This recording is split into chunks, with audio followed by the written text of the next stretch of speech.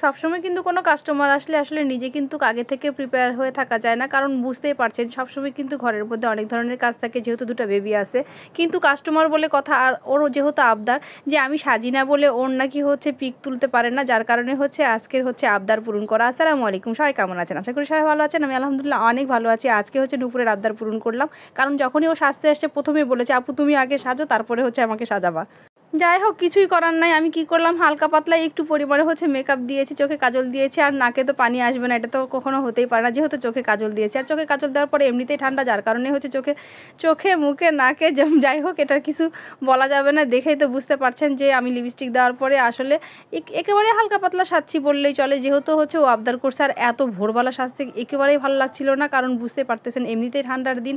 আর যেভাবে আমি ছিলাম সেটাই হচ্ছে সেইভাবে হচ্ছে ওনাটা হচ্ছে পরে আমি হচ্ছে ওকে সাজানো শুরু করছি। তো আমার নর্মালি হচ্ছে যতটুকু পরিমাণে সাজের দরকার ততটুকু সেজে ফেলেছি। কেমন হয়েছে সেটা তো অবশ্যই বলবেন। এখন কিন্তু কথার মাধ্যমে কিন্তু আমার হিজাব পরাটাও শেষ হয়ে গেছে, আর আমি যেভাবে হিজাব পরলাম সেটা তো আপনাদের মাঝে শেয়ার করলাম। এখন কিন্তু দেখানোর পালা নুপুরকে। আর হচ্ছে যেহেতু হিজাব পরা হয়ে গেছে, নুপুর কিন্তু আমার সামনেই বসে আছে। ওকে কিন্তু শাড়ি পরানোর পরেই কিন্তু হচ্ছে আমাকে আবদার করছিল যে ভাবি তুমি আগে একটু হালকা একটু সেজে নাও, তারপরে কিন্তু তুমি আমাকে সাজানো শুরু করবা, তারপরে ভিডিও শুরু করবা। মাঝে মাঝে কিন্তু আসলে এরকম কেউ আবদার করলে ভালোই লাগে। আসলে সাজতে মন না চাইলেও কিন্তু দেখা যাচ্ছে অনেকের আগ্রহে নিজেকেও সাজতে ভালো লাগে। তো চলে আসছি এখন নুপুরকে নিয়ে।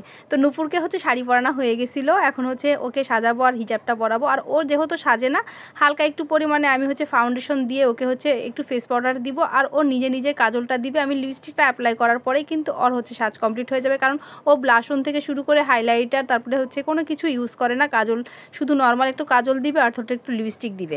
আসলে এর মাধ্যমে দেখা যাচ্ছে যে আমার হচ্ছে একটু বিনোদন হয়, কাউকে সাজাচ্ছি সেটাও আপনাদের মাঝে শেয়ার করা হয়। আর হচ্ছে অনেক সকালবেলা কিন্তু উঠছি ঘুম থেকে, অনেক বলতে আসলে অনেক সকালবেলা, যেহেতু ওর হচ্ছে 7টার মধ্যে হচ্ছে এখান থেকে বের হতে হবে। আর আমিও কিন্তু অনেক সকালে উঠে শাড়ি বের করেছি, ব্লাউজ বের করেছি, ওর জন্য হিজাব বের করেছি, কারণ ও কিন্তু আমার ননদের বান্ধবী। যখনই কোনো প্রোগ্রাম পড়ে তখন কিন্তু আমি ওকে বলি যে তুমি হচ্ছে আমার শাড়িটাই পরবা, কারণ আমার শাড়িগুলো একটু ইউজ করা হয় না।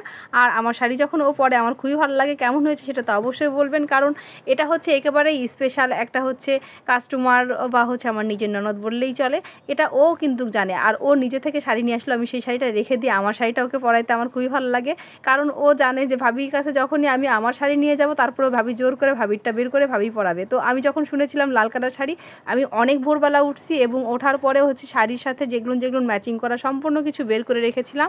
এবং হচ্ছে ওকে হচ্ছে ওর ড্রেস যেটা নিয়ে আসছে আমি ওটা দেখছি, মানে ওর যেই শাড়িটা সেটা দেখছি, তারপর আমি বলেছি যে তোমার শাড়ি চাইতে আমার এই শাড়িটা বেশি ভালো লাগবে, তোমাকে তুমি এটা ট্রাই করো। তো ও আসলে আমি আবদার করলে, ও যেমন আমাকে আবদার করেছে ওর আবদার পূরণ করছি, তো ওকেও কোনো কিছু আবদার করলে ও হচ্ছে ফেলতে পারে না, কারণ ও জানে যে কোনটা হচ্ছে ওর জন্য বেস্ট, সেটা হচ্ছে আমি যেটা বলবো ওকে সেটা ও শোনে সবসময়। যার কারণে ও মুখ ফুটে একটা কথাও বলে নাই, বলেছে ঠিক আছে ভাবি তুমি তোমারটাই পরাও। তো আমি আমার শাড়ি পরাইছি এবং ও সবসময় বলে যে ভাবি তোমার মতন যদি একটা ভাবি থাকে তাহলে কারো কোনো হচ্ছে মানে চাওয়া মানে অপূরণ থাকবে, এটা কখনোই হতে পারে না, আমি যেটা জানি। তো ও হচ্ছে আরও 2 দিন কিন্তু শাড়ি পরবে। আর যখনই শাড়ি পরে, কারণ ও কিন্তু বাসায় একলা শাড়ি পরতে পারলেও আমার মতন পাট করে যেভাবে আমি পরে দেই, সুন্দরভাবে সিকিউর করে দেই, এই জিনিসটা অনেকেই হচ্ছে মানে নিজে থেকে পরলে অনেকেই পারে না, যার কারণে ও হচ্ছে আমার কাছ থেকে শাড়ি পরে যেতে খুবই মানে কমফোর্টেবল বোধ করে, যার কারণে হচ্ছে ও আমার কাছে আসে আসলে। আর আপনারা অনেকেই বলবেন যে শুধু শাড়ি পরার জন্য হিজাব পরার জন্যই কেন আসছে, আসলে এটা কোনো কথা না, ওর আমার কাছে ভালো লাগে, যার কারণে হচ্ছে ও শাড়ি পরতে আমার কাছে চলে আসে।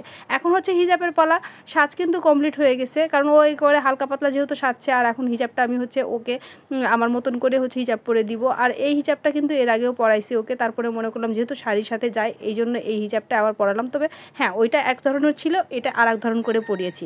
তো হিজাব পরানোটা কেমন হয়েছে, ওকে কেমন লাগছে সেটা কিন্তু সবাই আপনারা অবশ্যই কমেন্টের মাধ্যমে জানাবেন। আর ও কিন্তু আসলে মানে আমার কাছে কিন্তু আসে এই কারণেই, যাতে করে এক এক সময় এক এক রকম করে ওকে হচ্ছে আমি একটা হচ্ছে সুন্দরভাবে হচ্ছে ওকে তৈরি করে দেই, যখন ওর নিজের কাছে নিজেকে ভালো লাগে। যে ও এমনিতেও বলে যে ভাবি তোমার কাছে আসলে আমার আসলে ভালো লাগে, কারণ আমি আমার নিজের প্রেমে পড়ে যাই, এটা তো এর আগেও বলেছি।